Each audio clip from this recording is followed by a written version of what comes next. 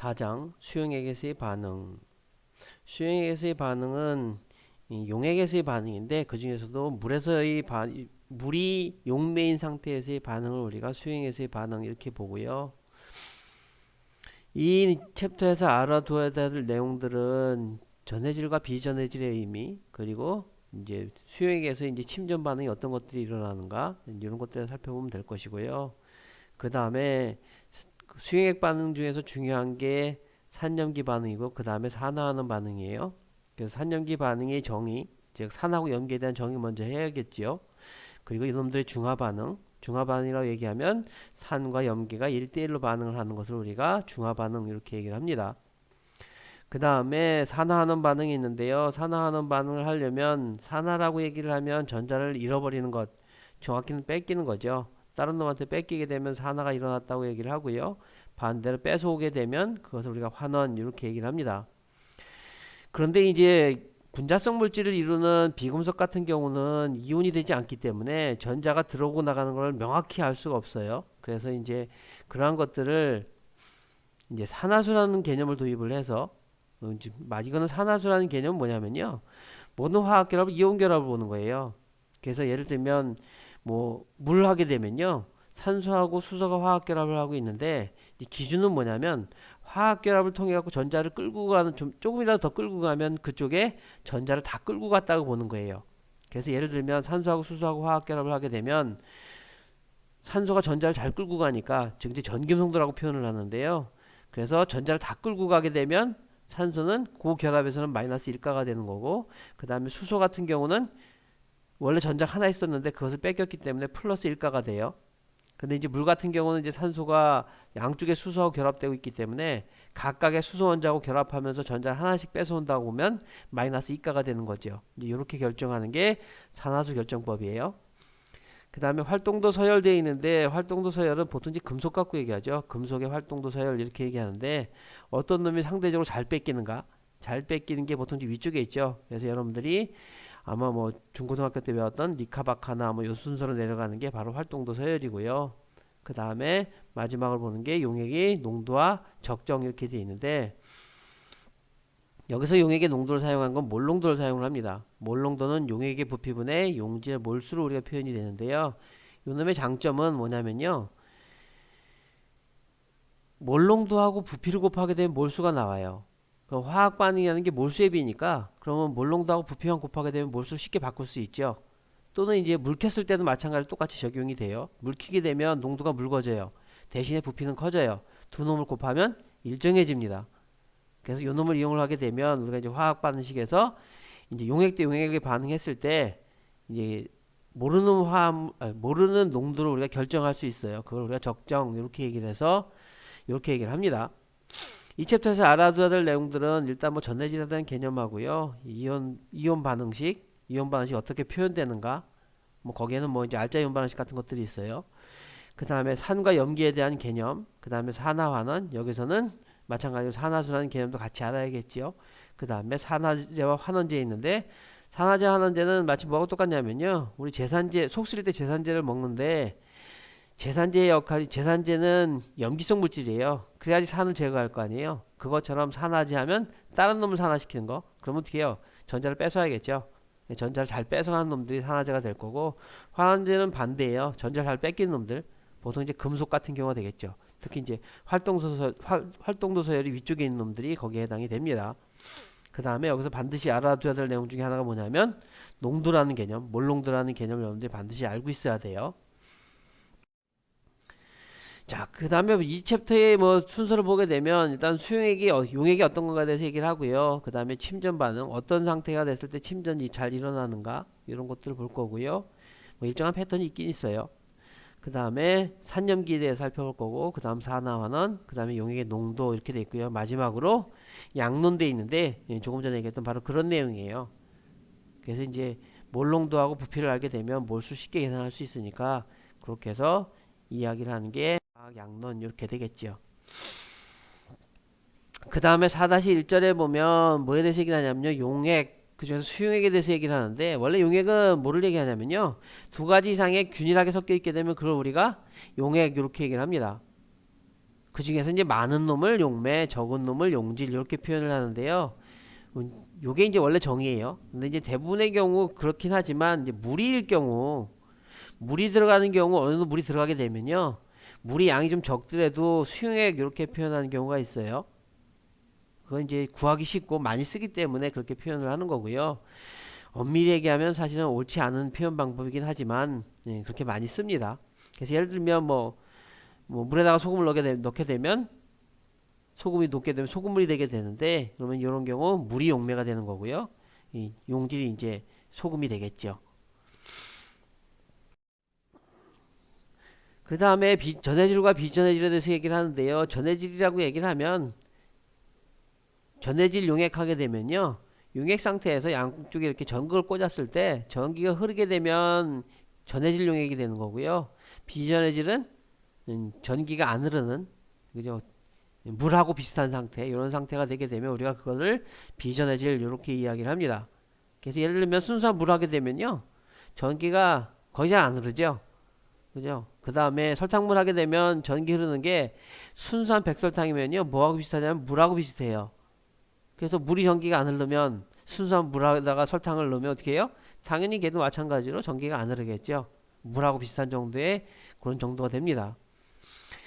그 다음에 소금물 하게 되면요, 소금물 같은 경우 여기도 그림에서 보듯이 어떻게 해요? 전기가 들어오죠. 이유는요, 이게 전기가 들어오기 위해서는 사실 우리가 뭐를 이용을 하는 거냐면요, 전자가 이동하는 그 에너지를 이용을 하는 거예요. 마치 뭐하고 똑같다고 보면 되냐면, 우리 왜 댐 위에 있는 물하고 아래에 있는 물하고, 그죠?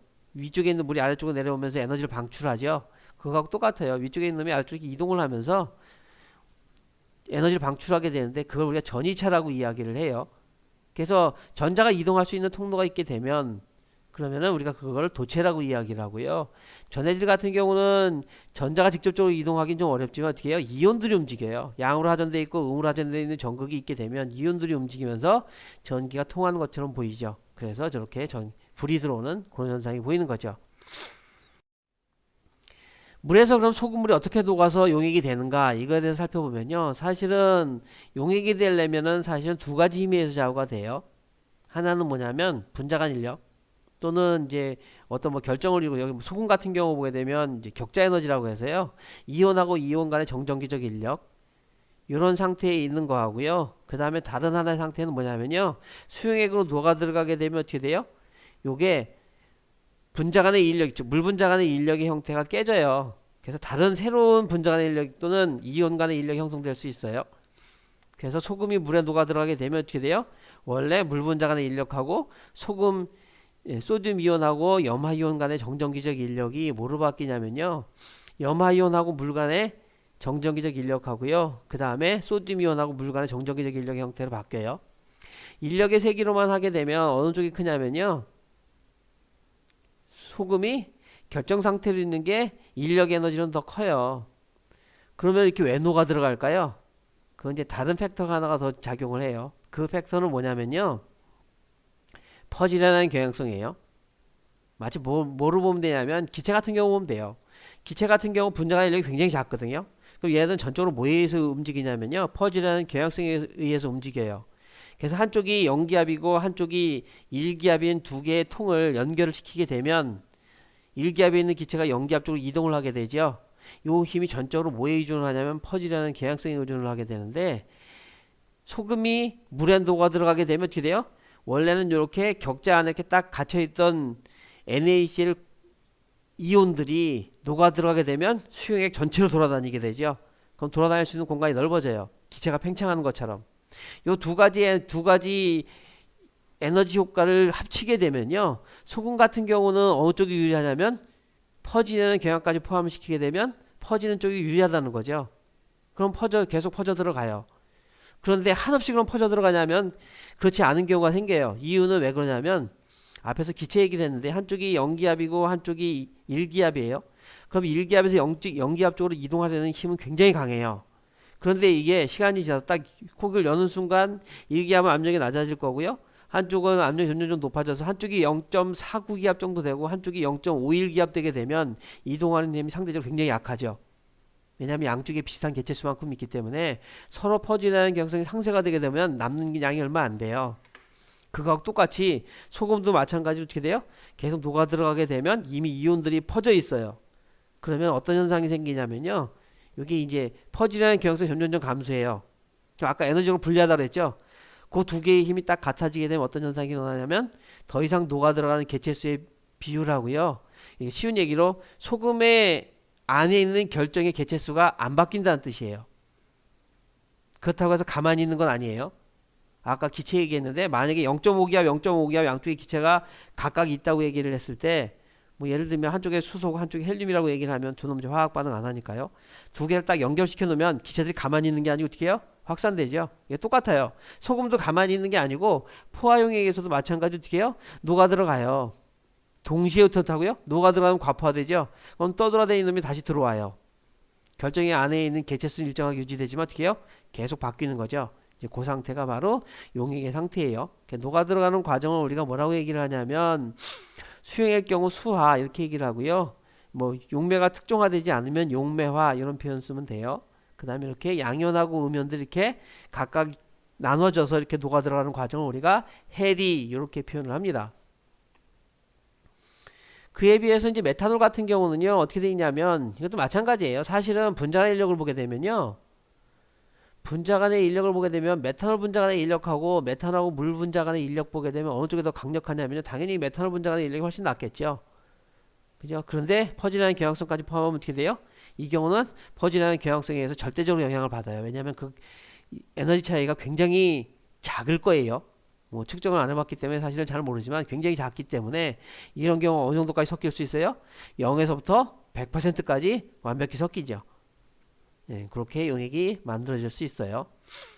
이온이 녹아 들어가는 거 좀 다르죠. 메탄올 같은 경우는 이렇게 분자 단위로 이렇게 녹아서 돌아다니는 상태가 됩니다. 그 다음에 강전해질과 약전해질이 있는데 강전해질은 어떤 놈을 강전해질이라고 얘기를 하냐면요. 예를 들면 소금 같은 경우 보게 되면 조금 녹으면 다 녹을 거예요. 어느 정도 넣어도 다 녹을 거예요. 그러면은 요놈이 전기 통하는 성질은 뭐에 의해서 좌우되냐면요. 소금을 가해준 양에 의해서 비례하는 형태를 가져요. 이런 놈들을 강전해질 이렇게 얘기를 합니다. 그런데 약전해질도 있어요. 대표적인 게 뭐냐면 아세트산 같은 것들이에요. 아세트산 같은 경우 보게 되면 해리되는 정도가 여기 뭐 약 1% 돼 있는데요. 어느 정도냐면 뭐 한 3% 미만으로 보면 돼요. 뭐 농도가 굉장히 묽어지면 뭐 10% 이상 녹기도 하는데 10% 이상 해리되기도 하는데요. 보통은 뭐 3% 미만으로 보면 돼요. 근데 여기 1%라고 돼 있죠. 이게 뭐에 의존을 하냐면 농도에 의존을 해요. 그래서 이런 거죠. 뭐 앞에 강전해질은 화합물의 양을 예를 들면 소금의 양을 10배 증가시켜서 다 녹이게 되면 전기 통한 성질이 거의 10배 정도 증가하거든요. 약전해질은 어떻게 되냐면요. 농도를 예를 들면 여기 아세트산이 있는데요. 아세트산의 농도를 10배를 증가시켜주면 전기가 전도되는 게 사실은 그렇게 크게 늘어나질 않아요. 늘긴 느는데 많이 안 늘어납니다. 그래서 이런 것들 우리가 약전해질 이렇게 얘기를 하고요. 사실은 화합물이 해리상수에 의존을 하죠. 그죠? 그래서 산해리상수 뭐 이렇게 얘기하는데 그런 산해리상수에 의존을 하기 때문에 이런 것들은 약전해질 이렇게 얘기를 합니다.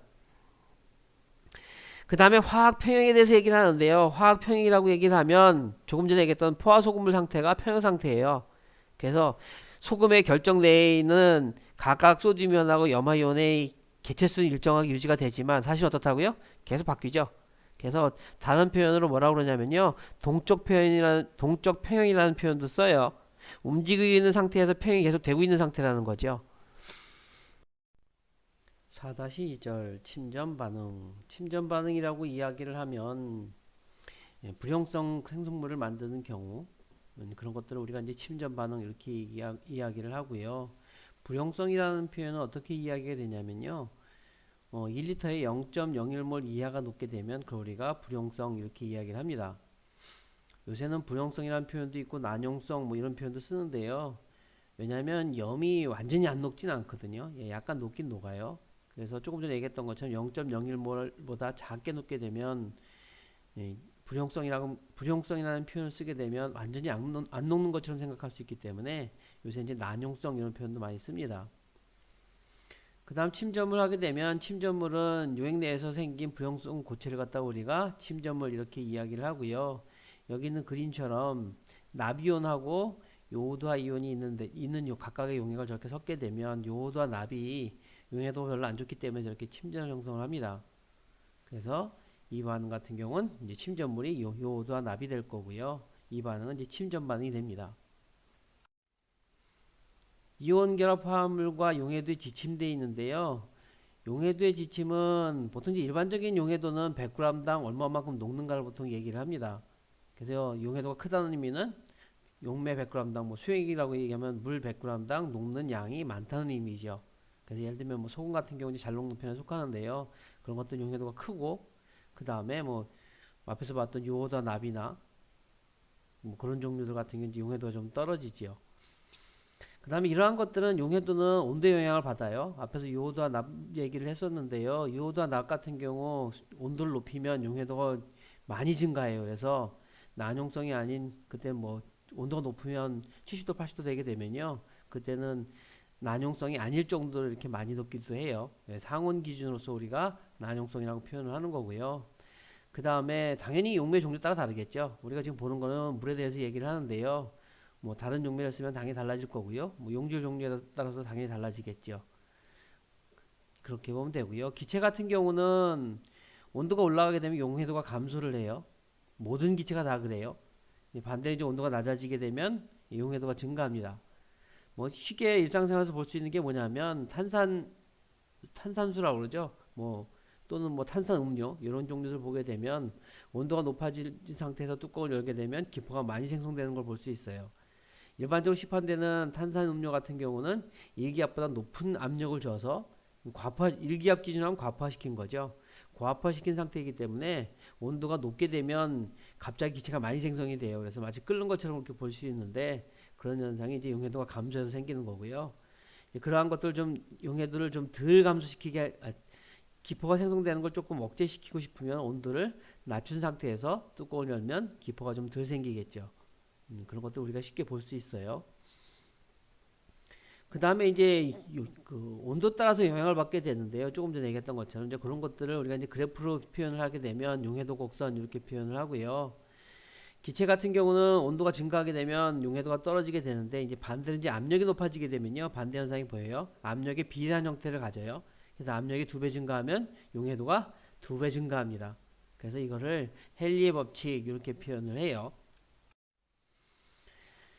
이온 결합 화합물들의 몇 가지 이제 용해도 규칙이라고 되어 있는데요. 용해도 규칙은 뭐 이제 몇 가지 패턴이 있긴 있어요. 그런데 그냥 물질마다 달라요. 그렇기 때문에 일반적인 패턴만 여러분들 알고 있으면 돼요. 특히 이제 가장 많이 흔하게 또는 우리가 이제 중요하게 자주 보는 것들을 이제 위주로 기억을 해두면 되겠죠. 그래서 예를 들면 이레이조 금속 같은 경우, 알칼리 금속 같은 경우는 여기 이온성 물질일 경우 물에 잘 녹는 편에 속해요. 그 다음에 암모늄 같은 경우도 어떻게 돼요? 이런 경우도 잘 녹죠. 그 다음에 음이온 같은 경우는 질산이온이라든가 염소산이온, 과염소산 이런 놈들은 전부 다 잘 녹는 염들을 만들어요. 여기 두 번째하고 세 번째 가만히 보면 어떻게 돼 있어요? 원자의 개수가 많죠. 원자의 개수가 많고 마이너스 1가를 가지는 경우, 이런 경우는 이제 잘 녹는 편에 속합니다. 예외가 또 있는데 뭐 수산기 같은 경우 불용성염을 잘 만들어요. 예외가 있겠죠. 이레이족에 있는 놈들, 이레족에 있는 금속하고 결합되어 있는 놈들은 물에 잘 녹고요. 그 다음에 칼슘 밑에 있는 놈들 있죠. 칼슘, 스트론튬, 바륨. 그래서 주기율표상에서 보면 맨 왼쪽에 있는 첫 번째 첫 번째 열하고요. 두 번째 칼슘 밑에 있는 놈들, 이런 놈들은 잘 녹는 편에 속해요. 물론 아래로 가면 갈수록 잘 녹아요. 그래서 수산화칼슘보다는 수산화바륨이 잘 녹습니다. 이제 수산기 같은 경우 이제 많이 쓰니까요. 그래서 이건 좀 기억해둬야 될 것 같고요. 칼슘 위에 있는 놈이 마그네슘인데요. 수산화 마그네슘은 이제 물에 잘 안 녹는 그런 형태 같습니다. 그 다음에 할로젠 화물 같은 경우, 이런 경우 염화이온, 브롬화이온, 아이오딘화이온 이런 것들이 포함이 되는데요. 이런 종류들은 대부분 잘 녹아요. 근데 예외가 있어요. 딱 세 가지입니다. 납, 조금 전에 봤던, 그 다음에 은, 수은, 여기 순서가 되면 은, 수은, 납 이런 놈들은 할로젠 화물하고 침전을 잘 만들어요. 그래서 염화이온 하고 만약에 염화이온인데다가 은이온을 집어넣게 되면 AgCl의 형태로 해갖고 하얀색 고체가 형성되는 걸 볼 수가 있어요. 그래서 요건 기억을 하셔야 됩니다. 자주 나오는 것들이니까요. 그 다음에 탄산이온과 인산이온, 황화이온이 있는데요. 여러분들 특징은 어떻게 해요? 전하량이 크지요. 그래서 탄산이온 같은 경우 보게 되면 마이너스 2가니까요. 그리고 인산이온은 마이너스 3가예요. 그 다음에 황이온 같은 경우는 마이너스 2가죠. 특징은 전하량이 커요. 그래서 이런 놈들은 대부분 다 물에 잘 안 녹는 놈들을 만들어요. 뭐 예외 있겠죠. 뭐 이레이족하고 금속하고 결합되어 있는 경우 이때는 녹을 수 있는데 이외의 경우는 잘 안 녹는 염을 만든다고 보면 되고요. 또 하나는 이제 황산이온이 가용성의 형태를 잘 만드는데 특징적인 건 뭐냐면요. 수산기하고 이해족에 있는 금속이온하고 결합하는 게 반대로 녹아요. 그래서 황산칼슘 하면요. 앞에서 수산기에 쓰면 수산화 칼슘은 물에 잘 녹았는데 황산칼슘은 물에 잘 안 녹아요. 그냥 그렇게 보면 되겠죠. 그죠? 그 다음에 황산바리움, 황산스트론튬 이런 놈들 잘 안 녹고요. 그 다음에 반대로 위에 있는 황산마그네슘 같은 경우는 물에 잘 녹습니다. 예, 그런 게 약간 좀 다르죠. 그래서 여러분들이 중점적으로 봐야 되는 거는 다섯 번째 거. 그죠? 그 다음에 이레이족, 금속이온이 잘 녹는 거는 더 이상 볼 필요 없겠죠. 그죠? 이거는 봐야 되고요. 세 번째 거 잘 녹는 것도 봐야 되고요. 그 다음에 특징적인 게 다섯 번째 거. 이것들은 여러분들이 기억을 해둬야 됩니다. 반드시. 그걸 이제 표로 만들어져 있는 게 그림 4-1에 있는 거고요. 표 4-1에 있는 거고요. 질산이온 같은 거 잘 녹고요. 아세트산이온 이것도 비슷하죠. 예, 덩치가 크면서 마이너스 1가예요. 그래서 이런 놈들은 물에 잘 녹는 그런 형태가 되겠죠. 자, 그 다음에 이제 침전 반응을 우리가 살펴보기 위해서 우리가 화학 반응에서 우리가 살펴볼 게 뭐냐면요. 침전 반응을 이온 결합 화합물이 침전을 형성하지 않을지를 보는 거는 서로 반대되는 이온만 보면 돼요. 왜냐하면 양이온하고 양이온이 만나서 침전하는 경우는 없거든요. 음이온도 마찬가지고요. 그래서 앞에 있는 양이온이면 뒤에 있는 음이온하고 봐야 돼요. 그래서 만약에 AX라고 BY라는 화합물이 두 개의 용액을 섞게 되면 침전이 일어날 수 있는 가능성은 뭐냐면요. 앞에 있는 양이온, 그러니까 A가 되겠죠. A는 뒤에 있는 놈하고 음이온하고 침전되는지 말지를 결정을 해주면 돼요. 그래서 A하고 Y가 침전되는지 마는지. 또 하나는 뭐냐면 앞에 있는 음이온하고 뒤에 있는 양이온 X하고 B라는 놈이 침전 물질을 만드는지 안 만드는지 이런 것들을 살펴보면 됩니다. 그래서 만약에 아래에 있는 그 반응식처럼 질산은하고 염화칼륨하고 섞었을 때 침전되는지 안 되는지 보는 거는 앞에 있는 은이온하고 뒤에 있는 염화이온 앞에서 봤었죠. 할로젠 화합물하고 침전 형성하는 게 딱 세 가지 있었어요. 은, 수은, 납 이렇게 세 가지가 있는데요. 이 중에서 AgCl이 침전 형성을 하겠죠. 그 다음에 보면 포타슘 이온하고 질산이온인데 질산이온은 침전을 형성하지 않는 놈 중에 하나죠. 그 다음에 포타슘도 마찬가지고요. 둘 중에 하나가 침전을 형성하지 않으면 그건 침전 형성이 안 되기 때문에 뒤에 건 사실 볼 필요도 없어요. 녹아있는 상태가 될 겁니다. 그래서 이렇게 표현을 해주면 돼요. 이게 이제 균형화학 반응식이 되겠죠. 이온 반응식을 쓰는 방법은 크게 세 가지가 있는데 하나는 분자 반응식, 하나는 완결 이온 반응식, 하나는 전체 이온 반응식 이렇게 세 가지 우리가 표현할 수 있습니다. 분자 반응식의 경우 이온 결합 화합물이지만 분자의 형태로다가 우리가 그대로 표현해 주는 걸 우리가 분자 반응식 이렇게 표현을 하고요. 분자 반응식의 최대 장점은 화합물을 이름을 그대로 표현해 줌으로 해서 우리가 화학 시약을 갖다가 찾을 때 굉장히 용이한 측면이 있습니다. 다만 실질적으로 화학 반응하는 형태를 갖다 그대로 표현해 주는 것이 아닌 분자의 형태를 표현이 되는 거기 때문에 실질적으로 이온 상태로 있는 것을 갖다가 정확하게 표현해 주는 것은 아닙니다. 둘째로 완결 이온 반응식이 있는데 완결 이온 반응식이 실질적으로 표현되어 있는 이온 반응식이 실질적인 표현이라고 보면 되겠습니다. 예를 들면 질산납하고 요오드와 포타슘을 반응을 시키는 경우 질산납이 수용액 상태에 있게 되면 납이온하고 질산이온이 이렇게 따로따로 돌아다니는 상태가 될 것이고 포타슘과 아이오다이드 이온도 마찬가지로 각각 이렇게 포타슘 이온하고 요오드와 이온의 형태를 이렇게 각각 이온 상태로 있습니다.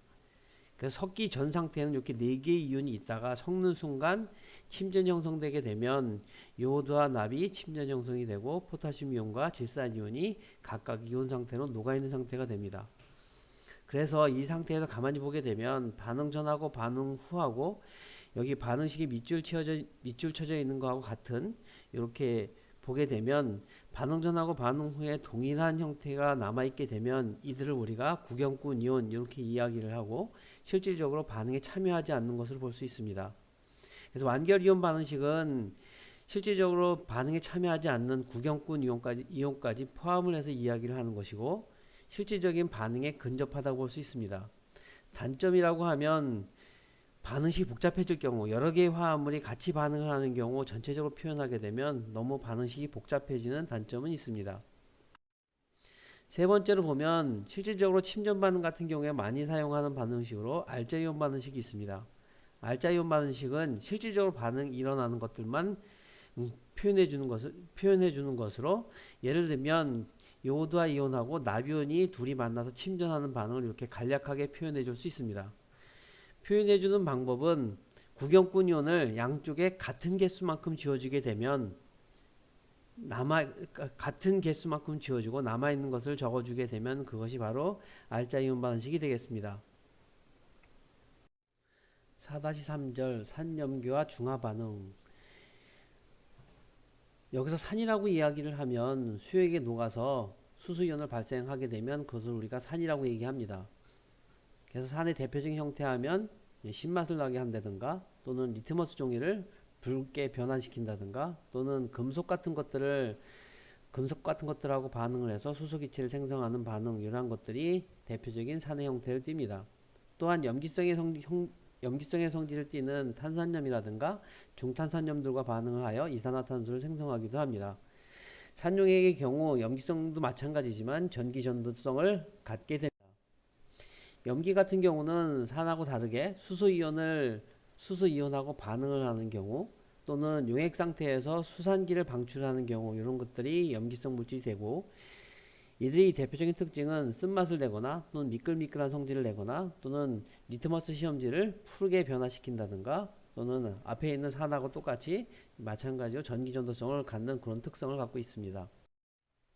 산염기의 정의는 크게 세 사람들에 의해서 이제 산염기의 정의가 새롭게 정의가 되는데 먼저 아리뉴스라는 사람이 정의는 물을 기준으로 해서 물을 기준으로 해서 물속에서 수소이온 농도가 증가되게 되면 그것을 산이라고 정의를 하고 그 다음에 수산기 농도를 증가시켜 주게 되면 그것을 염기로 정의를 하였습니다. 아리뉴스의 산염기 개념은 수용액에서는 굉장히 잘 맞는데 이것이 이제 기체상에서 화학 반응이 일어나는 경우 예를 들면 염화수소하고 암모니아하고 기체 상태에서 화학 반응을 하게 되면 염화암몬이 만들어지는데 이것은 대표적인 산염기 반응입니다. 그런데 아리뉴스의 정의를 이야기를 하면 수산기가 여기서 보이지 않기 때문에 이것을 산염기로 정의하는데 문제가 생깁니다. 그래서 브랜세드라고 롤이라는 사람들이 어떻게 새롭게 정의를 하냐면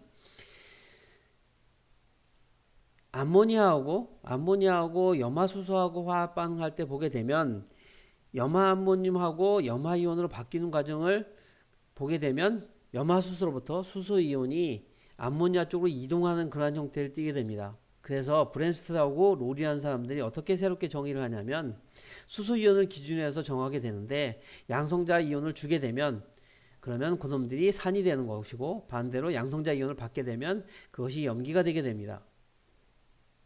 그래서 염화수소에서 암모니아에게 수소이온을 주게 되면 암모늄이온이 되기 때문에 염화수소는 산이 되는 것이고 그 다음에 암모니아는 수소이온을 받아서 암모늄이온이 되기 때문에 염기가 되는 것이죠.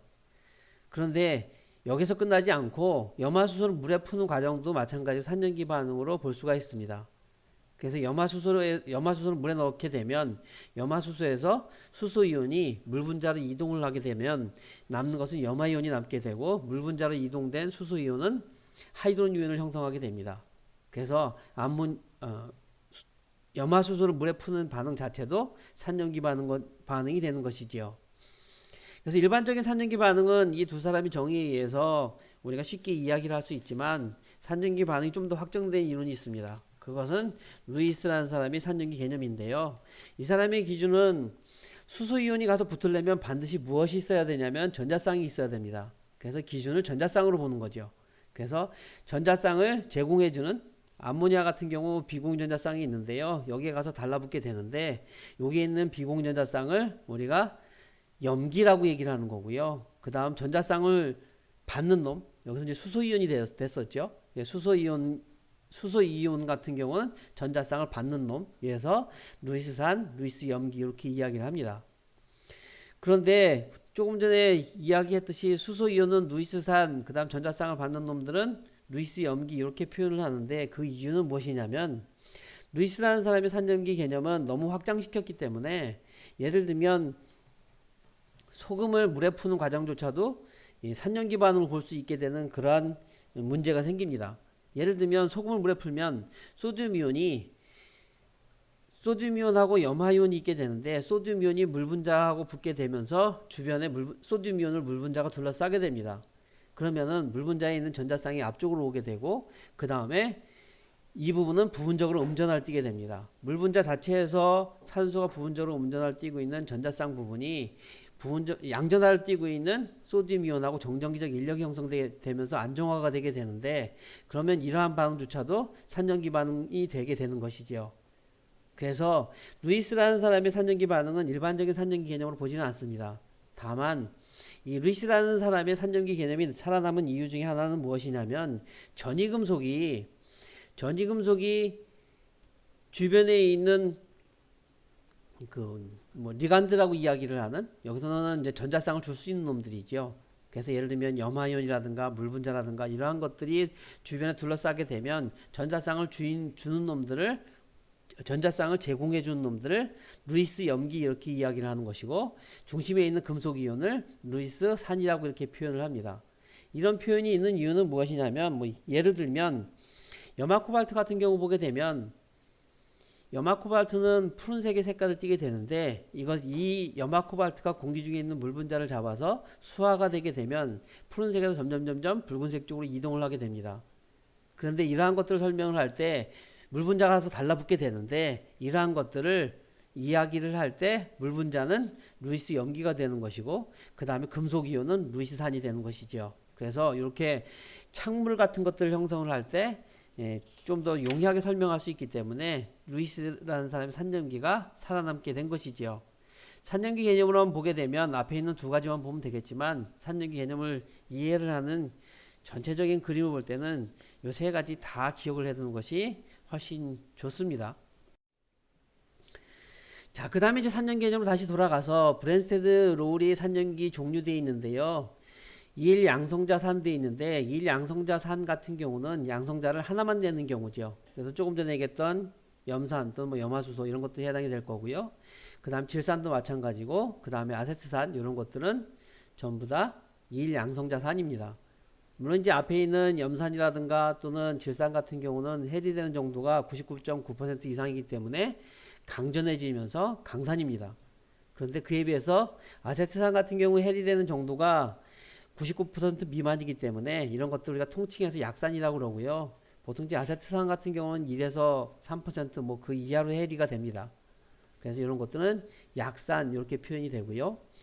그 다음에 이양성자산이 있는데 양성자를 두 개 내는 경우인데 대표적인 게 황산이죠. 황산 같은 경우 첫 번째 수소이온을 내는 것은 굉장히 강하게 되기 때문에 이런 것들은 강산에 포함이 되고 역시 마찬가지로 강전해질이 되겠죠. 그 다음에 황산수소이온 같은 경우는 요 자체로 이온을 띠고 있기 때문에 요거는 강전해질입니다. 대신에 이런 놈은 100% 해리가 안 되기 때문에 99% 해리도가 99% 미만이기 때문에 약산으로 포함이 됩니다. 3양성자산 같은 경우는 양성자를 3개 낼 수 있는 경우인데요. 대표적인 게 인산입니다. 인산 같은 경우는 첫 번째 수소이온 내는 것도 99%보다 해리되는 정도가 작기 때문에 이런 경우는 약전해질 이렇게 이야기가 되겠지요. 그리고 이런 것들은 약산입니다. 브랜스테드 로우리 산염기 개념에서 몇 가지 예가 있는데요. 한번 보면 HI 돼 있죠. 요오드와 수소, 물에 녹아져 있으면 요오드와 수소, 산 이런 놈들은 100% 해리하죠. 그래서 이런 놈들은 강산 이렇게 이야기가 될 거고요. 브랜스테드 로우리 산 또는 물에다 넣게 되면 마찬가지로 아레니수산 이렇게 얘기가 될 것입니다. 그 다음에 아세트산 이온이 있는데요. 아세트산 이온은 아세트산에서 수소이온이 제거되는 놈인데 이런 경우 이런 놈 산 형태인 놈이 이제 우리 짝산 짝염기라고 이야기를 하는데요. 요 앞에 있는 아세트산 이온 같은 경우 보게 되면 아세트산에서 수소이온이 제거된 형태라고 해서 그놈의 짝염기 이렇게 이야기를 합니다. 그러면 요게 수소이온이 가서 붙게 되면 중성인 아세트산이 붙겠지요. 그러면 이런 놈들의 성질은 염기성의 성질을 띱니다. 그래서 요거는 브랜시테롤이 염기 이렇게 될 것이고요. 물에다 넣게 되면 물에서 수소이온이 가서 붙어서 결론은 이제 수산기가 늘어나는 형태가 됩니다. 그래서 아레니우스 염기 이렇게 이야기할 수 있겠지요. 그 다음에 H2PO4- 이온이 있는데요. 요 놈은 사실 산하고 염기로 둘 다 작용할 수 있습니다. 그런데 산의 성질하고 염기의 성질 중에서 요 놈 같은 경우는 산의 성질이 좀 더 강하기 때문에 요 놈은 물에다 넣었을 때 산으로서 작용을 합니다. 그래서 아레니우스 산이 될 것이고요. 마찬가지로 수소 이온을 내기 때문에 브랜시테롤이 산으로 볼 수 있습니다. 강산, 약산, 그 다음에 강염기, 약염기 있는데요. 강산하고 강염기는 어떻게 구별이 되냐면 99.9% 이상 해리하게 되면 보통 100%라고 이야기를 하는데요. 99.9% 이상 해리하게 되면 이런 놈들은 강산이나 또는 강염기가 되는 것이고, 약산하게 되면 그 이하로 해리되는 것들, 99% 미만 해리하게 되면 이런 것들은 약산 또는 약염기 이렇게 이야기를 합니다. 강염기 같은 경우는 수산기를 포함하고 있으면서 물에 잘 녹게 되면 전부 다 강염기가 되는 것이고, 앞에서 봤던 수산기를 포함하고 있는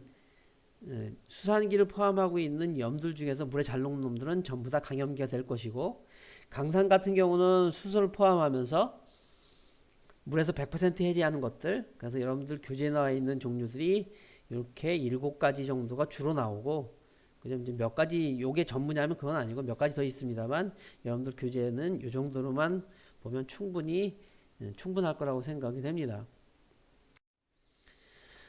특징을 보게 되면 이온성 물질 같은 경우는 강전해질 같은 경우 물에 잘 녹기 때문에 100%이지만 약전해질 같은 경우는 이온성 물질에서는 없지요. 비전해질도 마찬가지고, 그 다음에 분자성 물질 같은 경우는 이제 전부 다 존재할 수 있어요. 그래서 강전해질 하게 되면 이제 강산 같은 것들이 포함이 될 것이고, 약전해질 하면 약산, 약염 같은 것이 포함이 됩니다. 비전해질 하면 이제 나머지 것들 전부 다 대부분이 비전해질 분자성 물질로 보면 되겠지요. 그 다음에 중화반응이 있는데, 중화반응을 하게 되면 중화반응의 특징 중에 하나는 뭐냐면 산하고 염기가 반응을 해서 이렇게 분자성 물질을, 여기서 이제 물이 되지요. 여기서 분자성 물질이 만들어지고 다른 하나는 염이 반드시 만들어집니다. 그래서 이게 중화반응이 기본적인 형태이고요. 그래서 이거를 전체 이온 반응식 형태로 쓰게 되면 이렇게 HCl은 물에 녹아있게 되면은 수소이온하고 염화이온으로 100% 해리가 되고요. NaOH도 마찬가지로 소듐이온하고 수산길 100% 해리가 됩니다. 화학 반응이 진행이 되게 되면 염화나트륨은 물에 녹아져 있는 상태로 그대로 남아 있어서 소듐이온하고 염화이온이 그대로 있고요. 그 다음에 수소이온하고 수산기는 반응해서 거의 100%에 가깝게 물을 만들게 됩니다. 그러면 이 반응에 대한 알짜이온 반응식은 반응 전하고 반응 후하고 비교해 보면 NaCl이 반응 전하고 반응 후하고 똑같은 상태로 있기 때문에 이놈을 각각 지워주고 나면 남는 것은 수소이온하고 수산기가 반응을 해서 물이 만들어지는 반응, 이렇게 되는 게 강산하고 강염기 알짜이온 반응식이 됩니다. 그래서 강산하고 강염기의 반응식은 일반적으로 알짜이온 반응식을 쓰지 않는데, 그 이유가 무엇이냐면 이 산의 종류하고 상관없이 전부 다 같은 알짜이온 반응식이 만들어지기 때문에 강산하고 강염기의 반응식은 알짜이온 반응식이 아닌 분자 반응식의 형태로 우리가 표현을 합니다. 수산화 마그네슘하고 염산화구의 화학 반응을 보게 되면 수산화 마그네슘 같은 경우는 물에 안 녹기 때문에 저렇게 고체 상태로 있습니다. 여기다가 염산을 집어넣게 되면 반응을 하면서 염화 마그네슘이 되는데, 이놈은 물에 굉장히 잘 녹습니다. 그러면 마그네슘 이온하고 염화 이온이 돌아다니는 상태가 되겠지요. 그리고 수산화 마그네슘 있는 수산기하고 HCl에 있는 수소이온하고 반응해서 물이 만들어집니다. 그럼 분자 반응식은 들어간 시약을 고스란히 쓰면 되죠. 그래서 수산화 마그네슘하고 염산을 고스란히 써주면 되고요. 만들어지는 거는 물하고 염화 마그네슘 이렇게 될 것이고, 알자이온 반응식은 반응 전에 원래 수산화 마그네슘 형태로 고스란히 있었으니까 그놈은 고스란히 남아있을 거고요. 염산은 물에 녹아 있게 되면 수소이온하고 염화이온의 형태로 있습니다. 반응하는 놈은 반응하는 놈은 수소이온이 반응할 것이고, 그 다음에 염화이온은 그대로 있을 거예요. 반응이 종료하게 되면 염화 마그네슘이 물에 굉장히 잘 녹기 때문에 염화 마그네슘이 이온 상태로 있을 거고, 그 다음에 마그네슘 이온이 만들어집니다. 그런데 반응 전에는 마그네슘 이온이 없었기 때문에 마그네슘 이온을 그대로 써주면 되고, 염화 이온은 반응 전에 있었지요. 염산이 염화 이온하고 수소 이온으로 나눠졌었기 때문에, 그래서 염화 이온을 제거한 형태로 반응식을 써주면 알자이온 반응식이 됩니다. 기체를 생성하는 중화 반응들이 있는데요. 대표적인 게 무엇이냐면 앞에서 봤던 탄산이온들이 들어가 있는 경우, 탄산이온이 수소이온하고 반응하게 되면 탄산이 만들어지고, 탄산이온은 쉽게 분해가 돼서 이산화탄소하고 물로 쉽게 분해가 됩니다.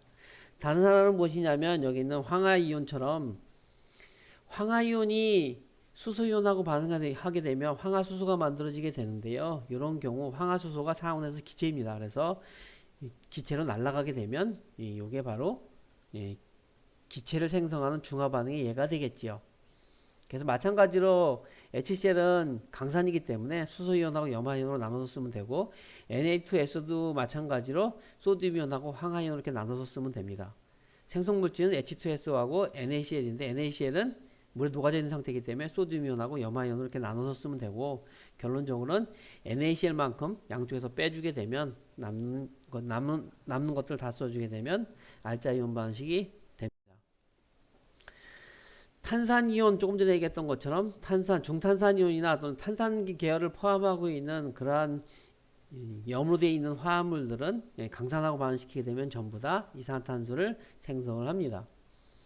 알자이온 반응식은 앞에서 했던 것과 같은 방법을 하게 되면 알자이온 반응식을 쓸 수 있습니다. 4-4절에 보면 산화환원 반응이 있는데요. 산화환원 반응은 전자를 주고 받는 반응인데 뺏고 뺏기는 반응이죠. 그래서 산화 반응하게 되면 전자를 뺏기는 반응, 환원 반응하게 되면 다른 전자를 뺏어오는 반응, 화학 반응에서는 동시에 일어납니다. 그래서 예를 들면 칼슘하고 산소하고 반응시키게 되면 산화칼슘이 만들어지는데, 이건 이온 결합 화합물입니다. 그러면 칼슘이 원래 금속으로 있던 놈이 칼슘 이온이 됐기 때문에 전자를 다른 놈한테 준 거죠. 여기서 이제 산소한테 뺏긴 거예요. 그 다음에 산소는 원래는 중성인 상태였는데 칼슘으로부터 전자를 뺏어와서 전자가 많아진 이가 마이너스 이온이 됩니다. 그래서 이거는 전자가 이동이 되었기 때문에 산화환원 반응 이렇게 볼 수 있겠지요. 산화환원 반응은 반드시 동시에 일어나기 때문에 마그네슘을 태워도 마찬가지로 연소 반응과 동시에 마그네슘이 이온이 된 형태이기 때문에요. 이것도 산화 반응 이렇게 되겠죠. 결론은 마그네슘 2개의 마그네슘 원자가 4개의 전자를 다른 놈한테 뺏겨서 이렇게 반쪽 반응의 형태로 우리가 쓸 수 있습니다. 산소는 산소 분자가 4개의 전자를 받으면 2개의 산화이온이 되겠지요.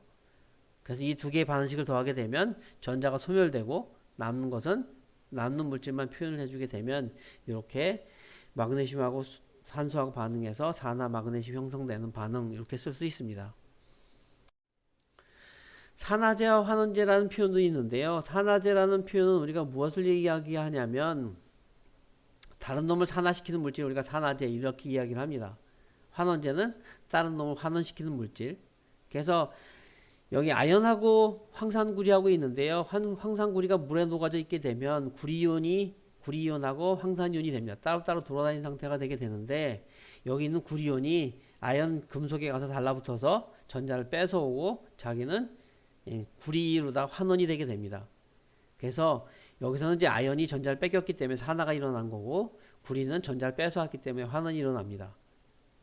그리고 다른 표현 중에 하나가 산화제 환원제가 있는데요. 산화제 환원제는 마치 뭐하고 똑같냐면 제산제하고 똑같다고 보면 됩니다. 속이 쓰릴 경우 제산제를 먹는데요. 속이 쓰린 이유는 위장에 수소연 농도가 많아서 염산이 너무 많아서 산의 농도가 커져서 이제 위를 자극하기 때문에 그러한 현상이 생기는데요. 그래서 제산제를 먹게 되면 그러한 것들을 수소이온 농도를 좀 줄일 수 있습니다. 그거는 제산제라는 게 염기로 되어 있기 때문에 염기라고 얘기하면 수산기를 포함을 하고 있는데요. 이제 많이 쓰는 게 수산화 마그네슘이나 수산화 알루미늄 같은 것들이 포함되어 있는데 수산화 마그네슘이 포함되어 있으면 수산기하고 배 속에 있는 이 염산하고 반응을 해서 염화 마그네슘 형태로 바뀌죠. 그래서 이런 것들이 제산제가 되는 거고요. 그래서 그거하고 똑같이 다른 놈을 산화시킬 수 있는 놈은 그런 놈들은 환원제가 되는 거고 다른 놈을 산화시킬 수 있는 놈들은 산화제 이렇게 이야기가 되겠죠. 그래서 산화제는 전자를 잃는 물질을 우리가 산화제, 그 다음에 산화제하게 되면 전자를 얻는 물질, 뺏는 물질 이렇게 볼 수 있습니다. 예제 보게 되면요, 구리를 질산에다가 집어넣게 되면 은이 생성되는데요. 그럼 이 반응은 산화제가 무엇일까요? 산화시키는 놈이 산화제죠. 그러면 은이온이 결론 반응을 해서 은이 된 것이기 때문에 은이온이라고 얘기하면 금속이기 때문에 양이온이죠. 금속의 양이온이 전자를 뺏어왔기 때문에 이게 산화제가 됩니다. 방식을 보면 구리는 전자를 2개를 내놓죠. 1개를 내놓을 수도 있지만 통상적으로 2개를 잘 내놓습니다. 그 다음에 은 같은 경우는 은이온 같은 경우는 전자를 하나를 뺏어올 수 있어요. 그래서 이렇게 질산은하고 질산은 2개하고 구리하고 반응하게 되면 전자를 2개 뺏어와서 이렇게 균형화학 방식을 쓸 수 있죠. 앞에서 봤던 금속들이 산화 반응 같은 경우는 전자가 몇 개 이동하는지를 명확히 알 수 있습니다. 그런데 예를 들면 연료전지에서 수소를 태워서 물로 바뀌는 반응, 이거를 연료전지에 넣고서 수소를 산화시키게 되면 이제 물이 만들어지게 되는데요. 그러면 이 수소 분자가 과연 몇 개의 전자를 이동시킬 수 있는가? 이거를 사실은 정확히 알기가 어려울 수 있습니다. 물론 이제 수소처럼 분자가 간단하면 수소 같은 경우 이온이 되면 수소 이온이 되니까 전자 하나씩 이동하는구나. 수소 분자는 수소 원자 2개로 구성이 됐으니까 전자가 2개 이동하는구나. 이렇게 쉽게 알 수 있지만 만약에 연료전지에서 산화시키는 물질이 수소가 아니고 예를 들면 탄화수소화합물 이런 것들을 산화시키게 되면 과연 전자가 몇 개 이동할 수 있는가? 예를 들면 메탄가스를 연소시키게 되면 과연 전자가 몇 개 이동할 수 있는가? 이런 것들을 계산하는 것은 사실 좀 어려울 수 있습니다. 그래서 도입된 게 무엇이냐면 산화수라는 개념인데, 산화수라는 개념은 어떻게 이야기를 하냐면 화학결합을 했을 때 전기음 농도가 큰 놈, 전기음 농도라고 이야기를 하면 무엇을 이야기하냐면 화학결합을 통해서 공유결합까지 포함해서 이야기를 합니다. 공유결합을 통해 갖고 전자를 자기 쪽으로 끌고 오는 능력을 우리가 전기음 농도라고 이야기를 하는데, 전기음 농도가 크다는 의미는 전자를 자기 쪽으로 많이 끌고 온다는 의미예요. 그러면 소금 같은 경우 보면 NaCl인데, 그러면 전기음 농도가 어떤 놈이 크냐면 당연히 염화이온이니까 이 놈이 크겠죠. 이거하고 똑같이 분자성 물질에도 똑같이 적용시키지 않는 거예요. 그러면은 만약에 물 같은 경우 보면 수소하고 산소하고 보면 산소가 전자를 많이 끌고 갑니다. 그러면 이것을 어떻게 보냐면 전자를 산소가 다 갖고 가는 걸로 보는 거죠. 그러면 산소 같은 경우 보통 마이너스 2가짜리를 만드니까 얘가 마이너스 2가짜리 되는 거고, 물 같은 경우 보면 앞에 있는 놈들이 플러스 1가짜리 2개가 되게 되면 전체적으로 전기적으로 중성이 만들어집니다. 이렇게 하는 게 산화수의 개념이고요. 전기음 농도의 개념을 한번 살펴보게 되면 바로 이제 그림의 형태는 이렇게 되고요. 이게 8장에 있는 건데 이 기준이 되는 거기 때문에 여기서 먼저 간략하게 살펴보게 되면 가운데 있는 전이금속을 빼고 보게 되면 한 2주기를 보게 되면 리튬이 1.0이고 베릴륨이 1.5, 그 다음에 붕소가 2.0, 탄소 2.5, 그 다음 3.0, 3.5, 4.0으로 오른쪽으로 가면 갈수록 증가하는 경향성을 갖습니다. 같은 쪽에서 보면 아래쪽에서부터 위쪽으로 가면 갈수록 전기 음성도가 증가하는 그런 경향성을 갖습니다. 이게 일반적인 전기 음성도의 경향성이고요. 이것을 보고서 앞에 있는 산화수 개념을 갖다 다시 한번 보게 되면 좀 더 이해가 쉽습니다. 그리고 주의해야 되는 건 여기 수소가 있는데요. 수소 같은 경우 2.1로 이게 뭐하고 비슷하냐면요. 여기 붕소가 중금속이에요. 붕소, 규소 여기 있는 놈들이 중금속인데 비소 이런 놈들이 1.8에서 2.0 정도 돼요. 그런데 수소 같은 경우 2.1이죠. 그러면 요놈의 전기음성도는 어떻게 볼 수 있냐면 중금속하다고 비슷하다고 볼 수 있어요. 그러면 바꿔서 얘기하면 비금속보다는 작고 금속보다는 큰 형태를 갖습니다. 그러면은 이것을 기준으로 해서 한번 살펴보게 되면 첫 번째로 보면 산화수를 부여하는 규칙 보게 되면 첫 번째로 원소 형태의 원자의 산화수는 0이라고 되어 있는데 산소 분자 볼까요? 산소 분자를 보게 되면 양쪽에 있는 원자들이 전기 순서는 완벽히 같습니다. 같은 원자이니까요. 그러면 이놈들은 어떻게 나누냐면 원래 화학결합하고 있을 때 자기가 각각 화학결합을 공결합을 형성할 때 전자를 하나씩 놓고 결합을 하는데 자기 거를 갖고 가는 걸로 보는 거죠. 그러면 전자의 주고받는 게 없는 형태가 됩니다. 그러면은 즉 바꿔서 얘기하면 원소 상태의 산화수는 그래서 0으로 볼 수 있는 거고요. 단원자 이온의 산화수는 이온의 전하와 같다고 되어 있어요. 이건 이제 우리가 규정한 거죠. 그래서 만약에 염화이온 하게 되면 염소 원자에 전자가 하나 들어간 상태예요. 그럼 이 상태를 우리가 마이너스 1가로 보는 거예요. 그럼 산화이온은 마이너스 2가 되는 거고, 그 다음에 금속이온 같은 경우, 예를 들면 소듐이온 같은 경우 플러스 1가짜리니까 이런 경우 플러스 1이 되는 거고, 그 다음에 칼슘이온 하게 되면 플러스 2 이렇게 표현해주면 됩니다. 세 번째로 보면 비금속은 가끔 양전할 뛰기도 하지만 일반적으로 음의 산화수를 갖는다. 왜 그렇다고요? 예, 비금속 같은 경우 전기 음성도가 큽니다. 그래서 금속하고 결합하면 음의 값을 갖는 거죠. 그런데 비금속 중에서도 자기보다 전기 음성도가 큰 놈, 예를 들면 산소나 플로린처럼 할로젠 화합물하고 결합할 때는 양의 값을 가질 수 있죠. 산소의 산화수는 일반적으로 마이너스 2예요. 그 이유는 산소는 두 번째로 큽니다. 전기 음성도가. 그래서 대부분의 경우 다른 놈하고 결합하면 마이너스 2 값을 가질 것이고, 수소 같은 경우는 전기 음성도가 금속하고 비금속하고 가운데 정도 같기 때문에 금속하고 결합할 때는 마이너스 1이지만 비금속하고 결합할 때는 전기 음성도가 작아서 플러스 1로 봅니다. 플로린의 산화수는 모든 화합물에서는 마이너스 1이에요. 이유는 플로린이 전기 음성도가 가장 크기 때문에 이거는 무조건 전자를 갖고 간다고 보는 거죠. 실질적으로 전기 음성도가 제일 크기 때문에 다른 놈하고 화학 반응을 했을 때 대부분 부분적인 음전화를 갖습니다. 네 번째 보면 중성분자의 산화수는 합계는 0이라고 되어 있는데요. 중성분자 하게 되면 예를 들면 물 하게 되면 수소하고 산소하고 화학 결합하는데 외부로부터 전자가 들어오고 나간 게 없기 때문에 요건 0이에요. 그러면 이런 경우 어떻게 되냐면 산소가 마이너스 2가짜리고 수소가 플러스 1이니까 일자리 두 개죠. 잘 맞는다고 볼 수 있습니다. 그럼 여러 개의 산화수를 갖는 경우, 예를 들면 그 주기율표상에서 보면 이제 가운데 있는 놈들, 비금속 중에 이제 가운데 있는 놈들은 여러 개의 산화 상태를 가질 수 있는데요. 이런 것들은 나중에 계산을 해주면 됩니다. 다원자 이온의 산화수의 합계는 그 이온의 전하가 같다고 이야기를 하는데, 두 번째 보면 중성의 상태에서 전자가 들어오고 나간 것만큼 산화수 표현이 되기 때문에 다원자 이온도 마찬가지로 표현을 해주면 됩니다. 그래서 예를 들면 탄산이온 하면 탄산은 이가 마이너스 이온이기 때문에 탄소 하나랑 산소 3개가 결합한 상태에서 전자가 2개가 들어온 걸로 계산을 해주면 됩니다. 그래서 전체 합이 마이너스 2로 계산을 해주면 됩니다. 그래서 한번 예제를 보게 되면요. 산화리튬이 있습니다. 산소의 산화수는 이건 볼 필요 없죠. 리튬이 플러스 1가짜리니까요. 이런 경우는 마이너스 2 이렇게 될 겁니다. 그 다음에 질산에서의 질소의 산화수는 되어 있는데요. 이런 경우죠. 그래서 산소가 질소하고 직접적으로 붙어 있기 때문에 산소는 산소하고 질소하고 전기음도 어떤 놈이 크냐면 아까 얘기했듯이 주기율표상에서 오른쪽으로 가면 갈수록 전기음도 커집니다. 그래서 산소가 오른편에 있기 때문에 산소가 전자를 다 갖고 가는 걸 봅니다. 그럼 마이너스 2까지요.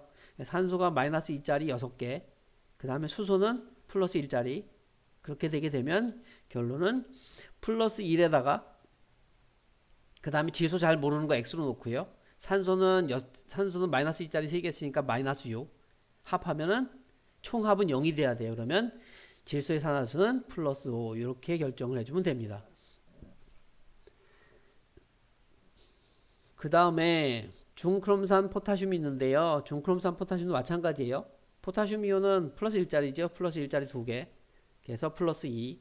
크롬은 잘 모를 거고, 그 다음에 산소는 마이너스 2짜리 7개 있어요. 그러면 산소에 의해서 산소가 전자를 갖고 가는 게 총 14개여야 돼요. 마이너스 14예요. 거기에서 포타슘이 2개 줬다고 하면 남는 건 마이너스 10인데 누가 줘야 되냐면 크롬이 줘야 돼요. 크롬이 2개 있으니까 나누기 2하면 마이너스 12 나누기 2하면 마이너스 6. 한 개당 6개씩 전자를 줘야 되는 거죠. 그래서 크롬은 플러스 6가 크롬이라는 게 바로 요 놈이지요. 그 다음에 요오드산, 소듐. 요놈의 산화수는, 요오드의 산화수는 어떻게 되죠? 이거 뭐하고 똑같냐면요. 여기는 질산하고 비슷해요. 왜냐면 소듐 이온이 플러스 1이죠. 그 다음 산소 마이너스 1짜리 3개 있어요. 똑같죠? 그리고 요오드는 똑같이 계산하면 플러스 5가 나옵니다. 이렇게 계산해 주면 되는데 주의해야 되는 것은 여기 있는 부호를 착각하면 안 됩니다. 그래서 계산할 때 뭐 잘 모를 것 같은 거를 x로 놓고서 계산해 주면 정확하게 계산이 됩니다. 산화 환원의 세 가지 관점은 앞에서 무엇을 이야기했었냐면 전자를 주고받는 거, 전자를 뺏고 뺏기는 걸 볼 수 있는데요. 반대로 또 어떻게 할 수 있냐면 산소가 전기浓도가 크죠. 그래서 가서 붙으면 전자를 뺏어가는 걸 봅니다. 그래서 산소가 가서 붙으면 산화, 산소가 또는 산소를 쫓아내면 이때는 이제 환원 이렇게 이야기 될 거고, 비금속의 경우 수소를 볼 수도 있어요. 그래서 수소를 잃거나 하게 되면 이럴 때는 산화, 수소를 얻으면 환원 이렇게 보기도 합니다. 산에 의한 금속의 산화와 염되어 있는데요. 예를 들면 앞에서 봤던 것처럼 아연을 갖다가 산하고 반응시키게 되면 이게 브롬이나 아연이 되게 되는데요. 결론은 어떻게 해요? 수소가 만들어졌죠. 수소가 요게 중성 그 산화수가 0인 놈이에요. 원래 HBr 하게 되면 여기 있는 브롬이 전기보다 크니까요. 브롬화 이온이고 실질적으로 물에다 넣으면 브롬화 이온이 될 거고 여기는 수소 이온이 됩니다. 수소 이온이 수소로 전자를 뺏어온 거죠. 그래서 요게 환원, 산화는 아연이 산화. 그죠? 그 다음에 망간하고 나비온하고 반응시키게 되면 망간이 산화가 되고요. 나비 이렇게 환원이 됩니다. 그래서 이것도 마찬가지로 산화 환원 반응 이렇게 될 거고요. 또는 뭐 간단하게 얘기해서 이렇게 취한 반응으로도 볼 수도 있어요. 바뀌는 거죠. 그러니까 첫 번째 거 보면 아연하고 수소이온하고 바뀐 거고요. 두 번째는 납하고 나비온하고 망간하고 바뀐 그런 대로 보면 되죠. 그 다음에 염산하고 마그네슘하고 반응시키는 반응 이것도 마찬가지로 결론을 보게 되면 수소이온하고 마그네슘이 0가짜리 놈하고 반응을 해서 마그네슘이 2가짜리로 산화가 됐으니까 이게 산화, 수소이온이 환원. 산화제는 수소이온, 여기서는 뭐 염산 또는 수소이온 이렇게 될 거고, 환원제는 마그네슘이 산화가 됐지요. 금속의 활동도 서열되어 있는데요. 여기 있는 금속하고 금속이온과 대치될 수 있는가? 이걸 나타내는 게 바로 활동도 서열이고요. 제일 꼭대기에 있는 놈은 쉽게 이온화가 되는 놈들이에요. 그에 비해서 아래쪽으로 가면 갈수록 쉽게 이온화가 안 되는 것들. 그래서 수소보다 아래쪽에 있는 금속들은 수소이온으로다가 산화가 잘 안 되는 놈들이고요. 수소보다 위쪽에 있는 놈들은 수소이온으로, 그러니까 산으로다가 쉽게 산화시킬 수 있는 물질들이에요. 그래서 그 순서대로 따르면 구리하고 은이온하고 반응시키게 되면요. 구리가 산화가 되고 은이 석출됩니다. 이유는 구리가 위쪽에 있어요. 물론 이제 구리는 수소이온보다는 아래쪽에 있지만 은은 그 아래쪽에 있기 때문에 한참 아래쪽에 있기 때문에 두 놈을 반응시키게 되면 저렇게 은이 석출이 됩니다. 4-5절 용액의 농도 되어 있는데요. 용액의 농도를 표현하는 방법 중에서 가장 많이 사용하는 방법이 뭐냐면 몰농도를 이용하는 방법이에요. 몰농도, 퍼센트 농도 이렇게 많이 사용을 하는데 실질적으로 몰농도를 화학에서는 가장 많이 쓰고요. 그 이유는 무엇이냐면 몰농도에 대한 정의를 먼저 보면요. 용액의 부피분의 용질의 몰수로 표현이 돼요. 밑에 있는 분모가 용액입니다. 위에 있는 게 용질의 몰수예요. 그럼 이걸 정리를 다시 한번 하면 용질의 몰수는 어떻게 되냐면요. 용액의 부피에다가 몰농도를 곱한 것과 같아요. 쉬운 얘기로 소금 항아리에 소금이 있는데 여기에다가 물을 얼마만큼 물을 넣든 넣지 않든 그 안에 있는 소금의 양은 일정합니다. 즉 용질의 몰수는 일정해요. 그러면 우리가 어떻게 생각할 수 있냐면 물 켰을 때 몰농도를 쉽게 계산할 수 있죠. 이제 그런 것 때문에 우리가 물농도를 많이 사용하는 거고요.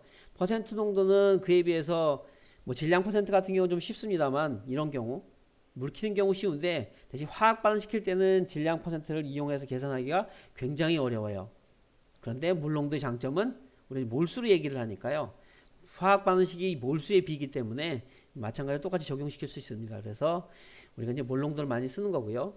아래 이제 몰농도의 용액을 만드는 방법이 있는데요. 1몰짜리 황산구리 용액 0.25리터를 만드는 과정되어 있는데 만드는 방법은 여기 있는 몰농도 똑같이 계산해 주면 됩니다. 그래서 만들고자 하는 게 1.0몰이었으니까요. 몰농도가 1.0몰이 되는 거고요. 용액의 부피는 0.25리터였어요. 그러면 용질의 몰수는 분모하고 분자 같아야지 1이 되니까요. 용질의 몰수도 0.25몰 요만큼을 무게를 달면 됩니다.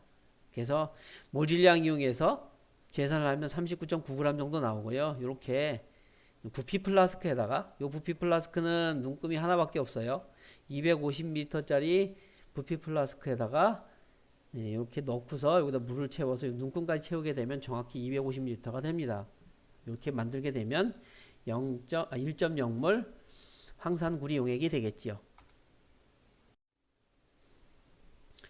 용액의 농도를 계산하는 조금 전에 얘기했던 계산하는 방법의 예제가 있는데요. 5몰짜리 KI 용액이 100ml를 만들기 위해서 KI가 몇 g 필요한가? 뭐뭐가 필요할까요? 요놈의 KI의 모질량이 필요합니다. 그냥 부피는 정해져 있고요. 그러면은 우리가 부피로부터 몰수로 바꿀 수 있어요. 그래서 부피로부터 몰수로 바꾸는 방법은 몰질량을 이용을 해서 몰질량을 곱해주면 되죠. 그래서 곱해서 그 다음에 계산을 해주게 되면 이렇게 이제 g수로 이렇게 쉽게 변환이 가능합니다. 전해질의 농도 표시되어 있는데요. 전해질의 농도 표시 중에서 보게 되면 소금 같은 경우 보게 되면 1.0몰짜리 소금이라고 얘기를 하면 소듐이온이 1.0몰이고요. 그 다음에 염화이온도 1.0몰이에요. 근데요, 황산나트륨을 갖다가 똑같이 1.0몰이라고 얘기를 하면 그 안에는 황산이온은 똑같이 1.0몰이 되지만 그죠? 나트륨이온이 어떻게 돼요? 2.0몰이 됩니다. 그래서 전해질액을 만들 때는 요거 조심해야 돼요. 한 개의 화학식으로 되어 있는 놈이 몇 개를 낼지를 먼저 계산을 해서 요거를 표현을 해줘야 됩니다. 농도가 다를 수 있습니다. 그 다음에 몰농도 부피, 그 다음에 몰 상호 변환하는 거 여러분들이 할 수 있어야 됩니다. 이거 반드시 할 수 있어야 되는데요. 앞에서 봤던 그 몰농도에 대한 그 개념을 정확히 알고 있으면 상호 변환이 쉽게 될 수 있습니다. 앞에서 잠깐 얘기했던 물킴의 예가 나와 있는데요. 진한 놈을 물키는 경우죠. 그래서 예를 들면 여기 뭐라고 되어 있냐면 1.0몰짜리 25ml를 취해서 그거를 250ml로 10배 물키는 거죠. 10배 물키는 방법은 25ml 취해서 증류수를 채워서 250ml까지 채우게 되면 10배가 묽어지는 거죠. 10배가 묽어졌으니까 1몰짜리가 0.1몰이 되는 거죠. 10분의 1이니까 이렇게 계산을 해주면 돼요. 그래서 계산하는 방법은 이렇게 MV는 M-V- 이렇게 계산해 주면 되겠죠. 진한 거는 진한 것끼리, 묽은 거는 묽은 것끼리 이렇게 계산해 주면 묽은 놈들의 농도를 계산할 수 있어요. 또는 필요한 양을 계산할 수 있죠. 4-6절에 용액의 화학 양론과 화학 분석되어 있는데요. 용액의 부피로부터 몰수를 쉽게 환산할 수 있고 물질의 몰수로부터 화학 반식에 종식시키게 되면 다른 물질의 몰수로 다 바꿀 수 있고 그 몰수로부터 질량을 쉽게 환산시킬 수 있죠. 그래서 용액으로 되어 있든 또는 물질의 양으로 되어 있든 상관없이 전부 다 쉽게 반응식에다 적용시켜서 계산할 수 있어야 됩니다. 그 다음에 적정이라고 나와 있는데 적정이라고 하는 것은 용액의 농도를 정확히 알고 있는 놈을 저가한다고 그래요. 한 방울 한 방울 떨어뜨리는 걸 저가한다고 그러고요. 그 밑에다가 농도를 잘 모르는 그런 시료를 놓고 대신 부피는 정확히 취하면 되겠죠. 이렇게 해서 방울 떨어뜨려서 이론적인 양, 이제 당량점이라고 이야기를 하는데 이론적인 양은 이제 화학 양론적으로다가 이론적인 양만큼 들어가게 되면 우리가 이제 실질적으로 검출하는 거는 종말점이라는 표현을 쓰는데요. 우리가 이제 이 당량점과 같은 지점을 우리가 잡아내게 되면 그러면은 그렇게 해서 농도를 결정하는 것을 우리가 적정이라고 이야기를 합니다. 그래서 이렇게 하는 거죠. 여기 보면 삼각 플라스크에다가 미지시료의 부피를 정확히 재요. 그래서 여기는 이제 산이네요. 산용액인데 농도는 잘 몰라요. 그거를 20.0ml를 정확히 취해서 여기다 넣은 다음에 지시약을 넣습니다. 지시약을 넣는 거는 반응이 종료됐다는 걸 표시해 주는 시약이에요. 지시약도 자체로 산전기 반응을 하는 물질이에요. 그래서 염기성으로 바뀌게 되면 왜냐면 여기다가 이제 염기를 집어넣을 거거든요. 그래서 반응이 종료가 되게 되면 산이 다 없어지겠죠. 그럼 용액의 성질이 순간 염기로 확 바뀌게 되는데, 그러면 그때 색깔이 바뀌는 그런 지시약을 여기다 넣어주고, 그 다음에 뷰렛에다가 여기 이제 방울방울 떨어뜨릴 수 있는 실험기구예요. 여기에다가 염기용액을 집어넣고 대신 농도는 정확히 알고 있어야 돼요. 이러한 용액을 우리가 뭐라고 이야기를 하냐면 표준용액 이렇게 이야기를 합니다. 이렇게 표준용액을 집어넣고 여기다 방울방울 떨어뜨려서 반응이 딱 종료되게 되면 우리가 여기서 알고 있는 정보는 무엇이냐면 표준용액이니까 표준용액의 농도는 정확히 알 수 있고요. 그 다음에 여기 뷰렛에 보면 이렇게 눈금이 굉장히 조밀하게 나 있어요. 그래서 여기 있는 들어간 부피를 보면은 결론은 들어간 화합물의 양 NaOH의 농도는 알고 있는 것은 없고요. 부피는 알고 있고요. 그죠? MV는 알고 있고 M-V-를 알면 되는데 여기 부피를 정확히 알았죠. 그러면 산용액의 부피를 20.0ml 넣었으니까 결론은 산용액의 농도를 결정할 수 있다는 거죠. 이게 바로 적정입니다. 그래서 알고 있는 시약으로부터 우리가 미지수의 농도를 구하는 걸 우리가 적정 이렇게 이야기를 합니다. 종말점하고 당량점 다시 한번 이야기를 하면 당량점인 것은 이론적인 양을 우리가 당량점이라고 이야기를 하고요. 종말점이라고 이야기를 하면 앞에서 봤듯이 실질적으로 우리가 잡아내는 지점 이게 종말점이고 종말점하고 당량점은 가능하면 거의 근접해야 돼요. 만약에 차이가 있으면 다른 실험을 통해서 뭐 바탕실험이라는 걸 통해 갖고 뭐 그 차이를 다시 뭐 산술적으로 뭐 계산해서 줄여줄 수는 있습니다. 뭐 그렇게 해서 뭐 할 수는 있는데요. 가능하면 당량점하고 종말점이 같으면 좋겠지요. 자, 그렇게 해서 이 챕터를 마치는 걸로 하겠습니다.